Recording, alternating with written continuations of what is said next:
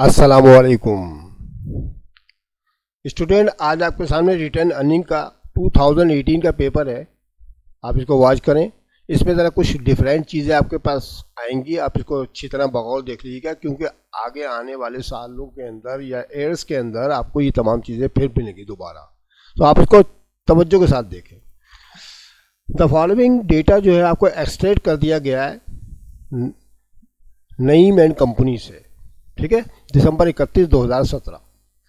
Authorise capital जो है इनका 50 लाख रुपया है। देखिए 50 लाख रुपए लिखे हैं यहाँ पर, 50 लाख, ठीक है, रुपीज़ 10 वाले शेयर हैं। तो इसका 10 से अगर हम डिवाइड करेंगे 50 लाख को तो 5 लाख बनते हैं। तो इसका मतलब ये हुआ नंबर ऑफ शेयर। जरा इन चीज़ों को देख ले बच्चों, ये ऊपर वाली चीज़ों को मैं जो आपको समझा रहा हूँ ना, ये सही से समझ ले, नीचे आपको ईजी हो जाएगा फिर, ठीक है। ये 50 लाख है ना, ये है रुपीज़। इसको आप 10 से डिवाइड करेंगे 5 लाख बनते हैं। तो नंबर ऑफ शेयर इसके अंदर 5 लाख आ गए आपके, ठीक है।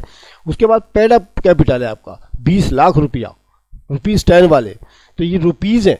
20 लाख को आप 10 से डिवाइड करेंगे तो 2 लाख शेयर्स आ जाएंगे। नंबर ऑफ शेयर्स आपके पास के 2 लाख आएंगे, याद रखें। ये दोनों चीज़ों को ध्यान से देख लें आप। उसके बाद रिटर्न अर्निंग जो था उसके अंदर बैलेंस जो था 3 लाख यानी 3 लाख रुपया था। ये तो आपका आ गया पिछला बैलेंस, ठीक है। बैलेंस आपके पास आ चुका बीडी।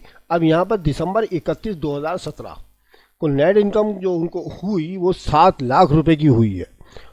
टू बी ट्रांसफर, जो ट्रांसफ़र कर दी जाएगी रिटर्न अर्निंग अकाउंट के अंदर। जैसा कि आप जानते हैं बेटा कि इसके अंदर जो हम जनरल एंट्रीज बनाते हैं उसमें सबसे पहली एंट्री तो ट्रांसफ़र ऑफ नेट इनकम ही होती है ना। वो इसके अंदर लिख दिया इन्होंने कि 7 लाख रुपए जो है ना आपको सबसे पहले ट्रांसफ़र करने पड़ेंगे, ठीक है, रिटर्न अर्निंग अकाउंट्स के अंदर। डायरेक्टर्स जो है मेड फॉलोइंग डिसीजन। कंपनी के जो डायरेक्टरॉन थे उन्होंने ये मंदरजेल फैसले किए। नंबर 1, डिक्लेयर कर दिया उन्होंने कैश डिविडेंड ₹1.50 पर शेयर, ₹1.50 पर शेयर उन्होंने कैश डिविडेंड का फैसला कर लिया है। Number 2, declare stock dividend at 12%, और उन्होंने ये भी डिक्लेयर किया कि स्टॉक डिविडेंड जो है वो 12% पेमेंट की जाएगी। और number 3, appropriate for plant extension 1 lakh रुपया एंड कंटिजेंसी के लिए 50,000 रिजर्व किए उन्होंने, ठीक है। ये 3 गारंटीज बनानी है आपने। लेकिन याद रखें, देखें इसके अंदर एक चक्कर वाली चीज़ें आई हैं जो मैं आपको वजाहत कर देता हूँ। देखें नंबर 1 पे आप लिखा हुआ देख रहे हैं, नंबर 2 पे लिखा हुआ, ये जो आप देख रहे हैं ना इनका, ठीक है, ये जो इनका स्टेटमेंट है ज़रा ख़तरनाक है। ये इसको आप अच्छी तरह समझ लीजिए। अगर आप समझ में आ गए तो आपको आने वाले जो एयर्स हैं उनके अंदर सवालों में बड़ी आसानी हो जाएगी, ठीक है। चलिए स्टार्ट करते हैं भाई। इसके रिक्वायरमेंट 2 हैं बेटा। रिकॉर्ड करना है about transaction in the general, और दूसरा है prepare the statement of return earning accounts. मैं दोनों चीज़ें आपको लास्ट वीडियोज़ में करा चुका हूँ। इंट्रोडक्शन में भी मैं आपको इसकी एक्सप्लेनेशन कर चुका हूँ। अब आप इसको देखें करते कैसे हैं इसको, ठीक है। सबसे पहले हम कैलकुलेशन कर लेते हैं। क्या कर लेते हैं? कैलकुलेशन कर लेते हैं, ताकि आपको जनरेटी बनाने में दिक्कत का सामना करना ना पड़े।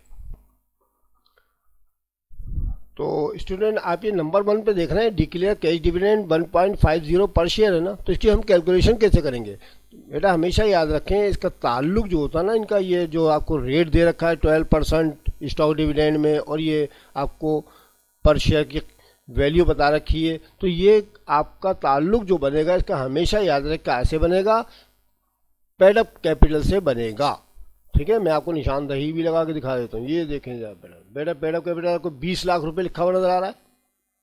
इसका ताल्लुक भी और इसका ताल्लुक भी इसी से बनेगा जाकर, ठीक है।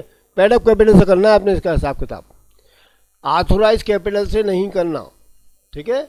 ऑथोराइज कैपिटल यूज़ नहीं करना है आपने, पेड अप कैपिटल करना है। अब एक बात पे गौर करें, यहाँ 20 लाख रुपए लिखे ना, तो पहले आप नंबर ऑफ शेयर्स मालूम करेंगे इसके अंदर। नंबर ऑफ शेयर्स कैसे मालूम करते हैं? मैंने अभी आपको बताया कि 10 से आप डिवाइड कर दें। इस 10 रुपये से डिवाइड करेंगे इस 20 लाख को तो 2 लाख बनते हैं। आप कैलकुलेटर पर कर लीजिएगा। 20 लाख को 10 से डिवाइड करेंगे 2 लाख नंबर ऑफ शेयर्स आ जाए। तो ये बेटा जो पहला नंबर लिखा ना, डिक्लेयर कैश डिविडेंड 1.50 पर शेयर, इसका ताल्लुक बनेगा नंबर ऑफ शेयर्स से, ठीक है। नंबर ऑफ शेयर्स तो 2 लाख आएंगे ना, 2 लाख को हम 1.50 से मल्टीप्लाई करेंगे, यह आ जाएगा हमारे पास इसकी अमाउंट, ठीक है। इसका अमाउंट हमें मालूम करने का तरीका क्या होगा कि ये 1.50 हो या कोई भी आपको वैल्यू दे रखी है और तो आपको मालूम करना हो तो ये पेड अप कैपिटल के नंबर ऑफ शेयर्स मालूम कीजिएगा आप। पेड अप कैपिटल के नंबर ऑफ शेयर्स मालूम करें और उसको मल्टीप्लाई कर दें इस 1.50 या गिवन जो भी आपको रेट दे रखा हो। ठीक है, आगे समझ में। अच्छा, दूसरे नंबर पे आप देख रहे हैं declare cash dividend stock dividend 12%। अब क्या करना है, अब हमने नंबर ऑफ शेयर से नहीं करना है, हमें रुपीज से करना, अमाउंट से करना है। तो कितना अमाउंट है, ये 20 लाख रुपए है ना, लिखा हुआ पैडा कोयडा का 20 लाख रुपया। इस 20 लाख का 12% कैलकुलेटर पे मालूम करेंगे। मैंने नीचे कैलकुलेशन करके दिखाई हुई है, मैं दिखाता हूँ, शो कराऊंगा अभी आपको, तो मैं पहले समझा दूँ जल्दी जल्दी से। ठीक है, स्टॉक डिविडेंड के देखे जब भी परसेंट आपके पास आया करे, परसेंट जब भी आया करे तो आपने रुपीज से करना है। कैसे करना है, रुपीज से, पक्का याद रखिएगा, आपने रुपीज से करना पड़ेगा इसके अंदर। और अगर आपको पर शेयर की रेट दे दिए जाए, ठीक है, तो फिर आपने उसको नंबर ऑफ शेयर से करना पड़ता है। सही है, समझ में आ गई बात। चलो भैया, अब चलते हैं नीचे कैलकुलेशन की तरफ। ठीक है, ये देखें कैलकुलेशन मैंने कर रखी है बेटा, ऊपर सामने आपको स्क्रीन पे लिखा हुआ सब नजर आ रहा है, और नीचे मैं कैलकुलेशन करके दिखा रहा हूँ आपको। देखिए पहले कैश डिविडेंड की करेंगे। Point number 1, number of shares हमने मालूम करे। देखे ये 20 लाख रुपया था ना, इसको 10 से डिवाइड किया तो ये 2 लाख शेयर आ गए आपके पास, ये लिखे हुए सामने आपके। ठीक है, ये 2 लाख शेयर लिखे हुए नजर आ रहा है ना आपको, ये मैंने नंबर ऑफ शेयर मालूम कर लिया। और ये 1.50 लिखे हुए थे ना पर रेट इसका, इसके अंदर ये देखें, ये लिखा हुआ ऊपर वाले में 1.50, इससे मैंने मल्टीप्लाई किया तो 3 लाख रुपए आ गया आपका। तो 2 लाख को मल्टीप्लाई करेंगे 1.50 से तो 3 लाख रुपए आपका आ जाएगा कैश डिविडेंड का अमाउंट। तो कैश डिविडेंड का अमाउंट मैंने मालूम कर लिया। इस तरीके से आपने कैलकुलेशन करके दिखानी है। फिर उसके बाद स्टॉक डिविडेंड में मैंने जैसा कि भी आपको बताया था कि यहाँ 12% लिखा हुआ नजर आ रहा है आपको, ये देखें लिखा हुआ, मैंने बोल्ड कर दिया। स्टॉक 12%। अब हमने क्या करना है, स्टॉक डिविडेंड की कैलकुलेशन करनी है। स्टॉक डिविडेंड बराबर है amount of paid up capital. Paid up capital का अमाउंट लिखना है आपने। अमाउंट तो बेटा 20 लाख रुपया ये लिखा हुआ आपके सामने, ऊपर से उतारा मैंने। ठीक है, 20 लाख रुपया है ना, 20 लाख का रेट लगाना परसेंट में, तो 12% गिवन है तो 12% दे दें, तो ये 2,40,000 रुपये आपके पास आ गया। ये दोनों रकमें जब आपको मालूम हो गई तो बड़ा ही आसान काम हो गया। तो आपके लिए कोई मसला ही नहीं है। अब आइंदा जितने भी इस तरह के सवाल आया करें तो आपने इसी तरीके से करना, मैंने तफसीली तौर पर आपको बता दिया। चलो भी स्टार्ट करते हैं जनरल एंट्री।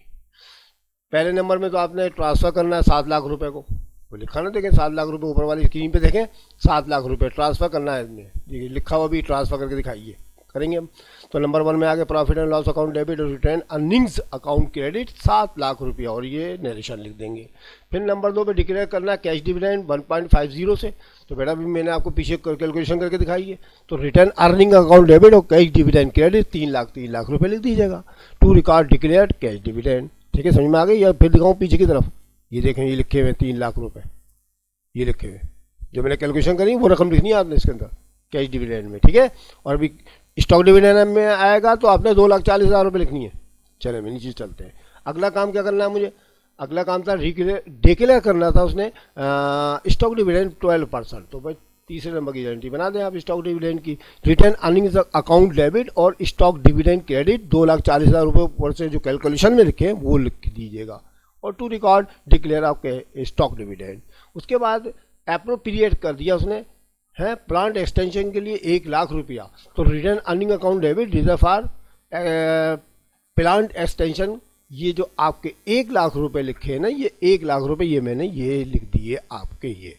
ठीक है, रिटर्न अर्निंग अकाउंट डेबिट और reserve for plant expansion account credit, और नीचे नरेशन लिख दिएगा to record reserve for plant expansion account. ठीक है, और अब आखिरी चीज़ है कंटीजेंसीज, ये वाली, ये जो आपके सामने लिखा हुआ नजर आ रहा है 50,000 रुपये, इसके लिए भी गारंटी फिक्स है।